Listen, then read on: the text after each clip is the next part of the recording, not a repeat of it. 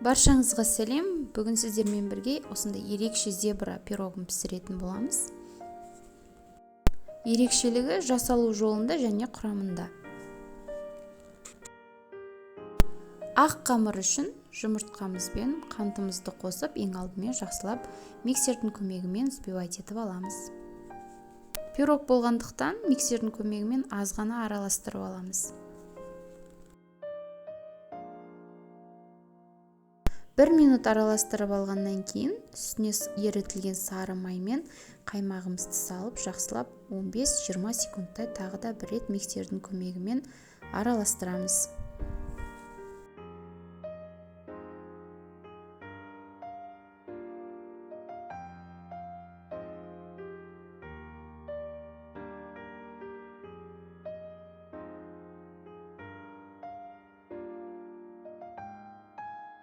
Келесі кезекте бізде қопсытқыш және ұн. Жақсылап араластырып, тағы да бір рет біркелкі масса шыққанша араластырамыз.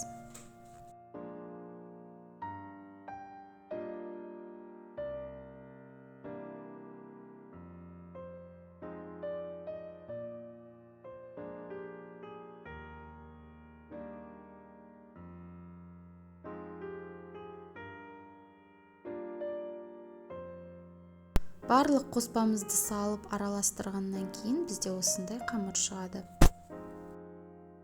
Енді біз шоколадты қамырды дайындаймыз. Ол үшін жұмыртқамыз бен қантымызды салып, жақсылап араластырып аламыз.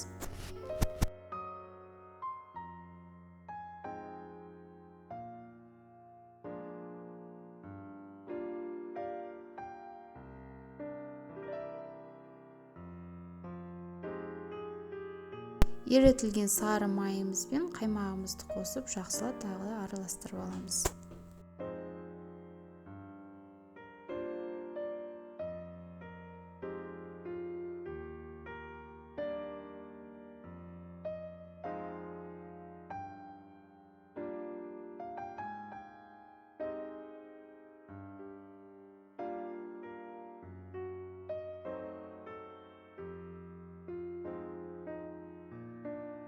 Келесіде қопсытқышымызды саламыз, ұнымызды саламыз және оның үстінен какао порошогымызды саламыз.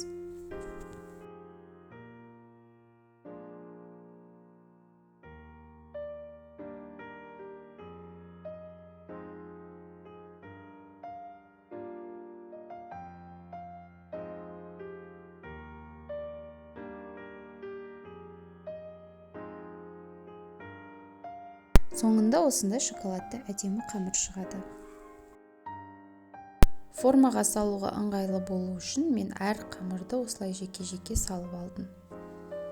Бірақ егер бұндай пакетик болмаса, үлкен қасықтың көмегімен салуға болады.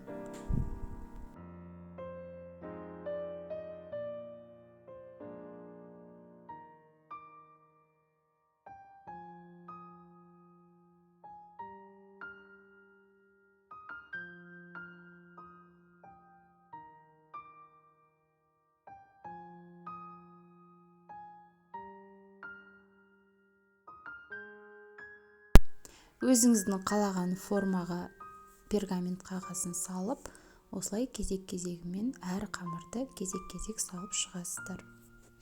Өзіңізге ұнаған ретпен де салуға болады, дәл видеодағыдай көрсетілгендей салуға болады. Өз еркіңіз.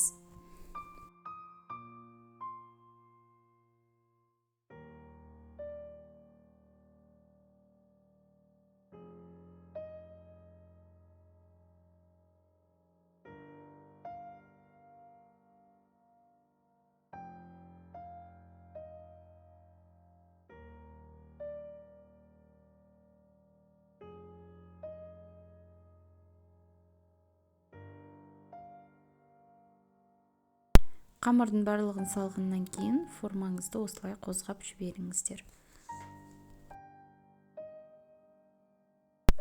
Келесі кезекте зубочистка немесе осындай, менде сушидің палкасы, осының көмегімен әртүрлі узор салып шығуға болады.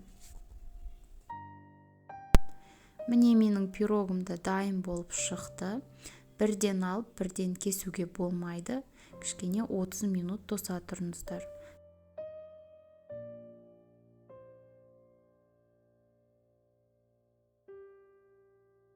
Пирогтың сыртындағы ішіндегі өрнектер ол сіздің өзіңізге байланысты. Мен айналдырып сызып шықтым. Соңында осындай өрнек шықты. Астарыңыз дәмді болсын. Лайк басып, комментарий жазуды ұмытып кетпеңіздер.